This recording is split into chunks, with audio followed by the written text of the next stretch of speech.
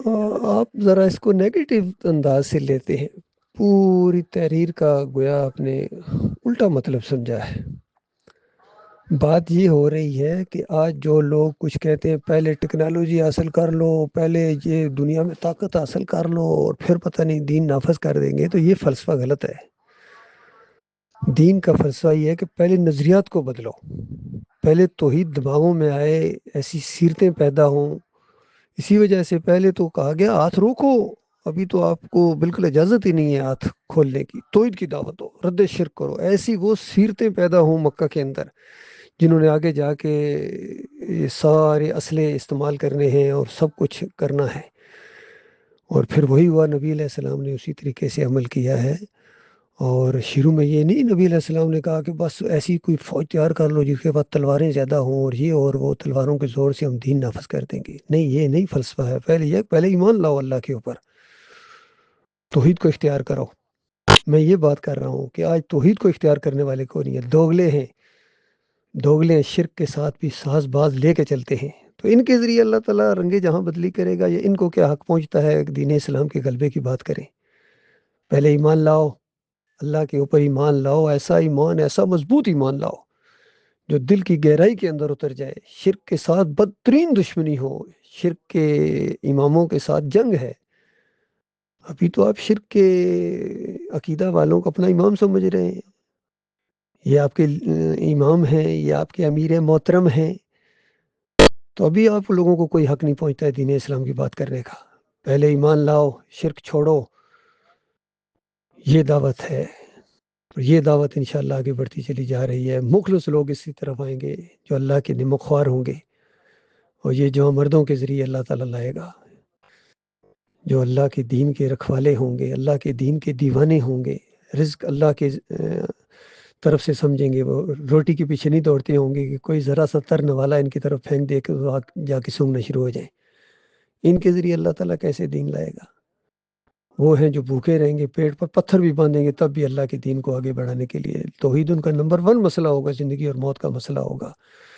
نبی علیہ السلام کی بھی رشتہ داریاں تھیں، ابراہیم علیہ السلام کی مثالیں دی گئیں، ان کے ساتھیوں کی مثالیں دی گئیں کہ ان کی بھی رشتہ داریاں تھیں، ان کی بھی سارے معاملات تھے۔ وہ صرف بیوی بچوں کے ساتھ نہیں لگے رہتے تھے، اور گھر میں نہیں رہتے تھے، باہر نکلے تھے، انہوں نے کس طرح اللہ کے راستے میں قربانیاں دی ہیں انہوں نے۔ صحابہ کرام نے یہ انداز اختیار کیا تھا۔ خود نبی علیہ السلام کی بیٹیاں تھیں، نکاح ہوئے تھے یا وہ منسوب ہوئی تھی ابو لہب کے بیٹوں کے ساتھ، لیکن جب یہ توحید کی دعوت اٹھی ہے تو سارے رشتے ناتے ٹوٹ گئے، دوستیاں دشمنیوں میں بدلی ہو گئیں۔ ایسے نہیں مکہ کے اندر کہرام مچا تھا۔ تو یہ جب دعوت پھر ہجرتیں کی ہیں، اور پھر جب مدینہ کی طرف ہجرت کر کے گئے ہیں، تو وہاں بھی شروع میں دفاع ہی کیا ہے، یہ کافر مشرک مارنے آئے تھے۔ پھر اللہ تعالیٰ نے کہا اب تمہیں اجازت دی جاتی ہے، اب اینٹ کا جواب پتھر سے دو۔ تو وہ دور بھی آئے گا، جدید ترین اسلحہ سپر ایٹم بم استعمال کیے جائیں گے اللہ کے دین کے غلبے کے لیے اور اس غلبے کو قائم رکھنے کے لیے۔ کس نے انکار کیا اس چیز کا؟ لیکن پہلے ایمان تو لاؤ۔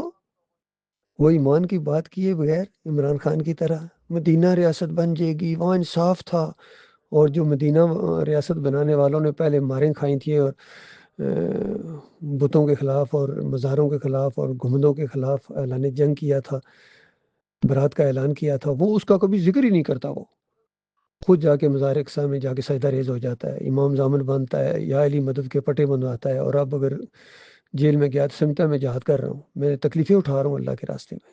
جو اللہ کی بات ہی نہیں کرتا ہے، شرک اور کفر کے خلاف ایک لفظ اس کے منہ سے نہیں نکل سکتا ہے، اور نہ ہی سامنے جتنے بھیڑ چال کے جانور ہیں اس سے پوچھتے ہیں۔ جب یہ کہتا ہے کہ میں اللہ کے علاوہ کسی کے سامنے نہیں جھکتا ہوں، تو کوئی سوال نہیں کرتا ہے کہ مزار کے سامنے کیوں جھکے تھے، وہاں سجدہ کیوں کیا تھا، کوئی نہیں سوال کرتا ہے اس کے ساتھ جتنے، کیونکہ سارے مزار پرست ہیں، محمود قریشی ہوں، دوسرے ہوں،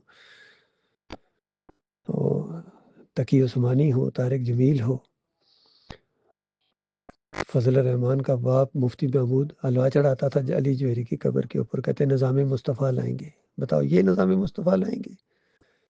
خادم حسین رضوی کہتا ہے نبی کا دین تخت پر لائیں گے، اور پھر ساتھ ہی کہتا ہے کہ سیڑھیاں چڑھ رہے ہو، داتا صاحب جا رہے ہو، تو جو دل میں رکھو سامنے آ جاتا ہے، پکارو یا رسول اللہ۔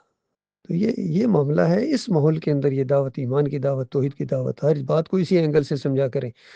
میری ہر بات کا محور یہ ایمان خالص توحید ہوتی ہے، رد شرک ہوتا ہے، کفر بالطاغوت ہوتی ہے۔ میں تو ایسے جو مردوں کو چھانٹ رہا ہوں جو سامنے ہیں توحید کی دعوت میں، من انصاری اللہ، اللہ کے معاملے میں کون مددگار ہے اس دین کو پھیلانے کے لیے۔ باقی جن کے پاس اللہ کی دعوت دینے کے لیے ٹائم ہی نہیں ہے، وہ لگے رہو، چوستے رہو اسی دنیا کی رگوں سے، کتنا خون چوسو گے؟ آپ سے پہلے بہت زیادہ اس دنیا کو کھانے والے، اس کی خاطر مر مٹنے والے وہ گزرے، اس کے بعد ہمیشہ کی آگ کے اندر جب رہیں گے، جو جا چکے وہ تو جا چکے، اب باری ہے بعد والوں کی۔ تو یہ اپنے اپنے نصیب کی بات ہے، اپنے اپنی سوچ کی بات ہے۔